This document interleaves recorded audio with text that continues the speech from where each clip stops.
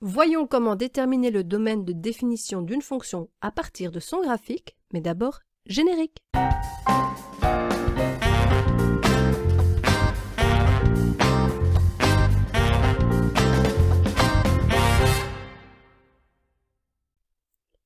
Et on va se baser sur un seul exemple qui rencontre tous les cas particuliers pour déterminer le domaine de définition d'une fonction à partir de son graphique. Les cas particuliers, c'est ceux pour lesquels on rencontre un point creux ou cette droite verticale représentée en pointillé qui s'appelle une asymptote.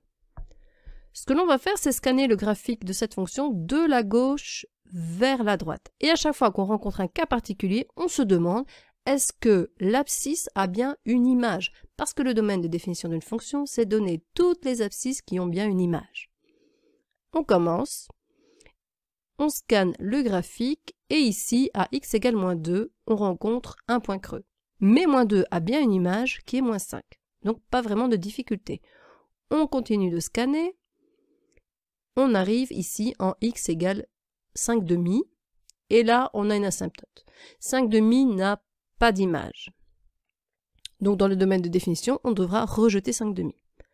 Ensuite, on rescanne le graphique, on arrive en x égale 5, où il y a une interruption jusqu'à x égale 6. En 6, un point creux à nouveau, et puis plus aucune difficulté n'est rencontrée. Donc, on va écrire le domaine de définition. La notation, c'est DOM-F égale, pas 2 points, mais égale. Donc, on avait dit que tous les réels plus petits que 5 demi ont bien une image. Donc, la flèche est séparée d'un point-virgule et 5 demi, lui, n'a pas d'image. Comme on va écrire un deuxième intervalle, j'écris le symbole de l'union pour réunir le deuxième intervalle au premier. On recommence donc à 5 demi jusque x égale 5.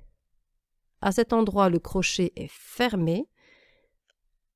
Un troisième intervalle apparaît, pour x égale 6 qui n'est pas compris, puisque 6 n'a pas d'image, jusqu'à l'infini. À la place des flèches, on peut évidemment noter les symboles moins l'infini ou plus l'infini, mais à ce moment-là, il faut indiquer des crochets. On vient donc de donner toutes les valeurs de x qui ont bien une image.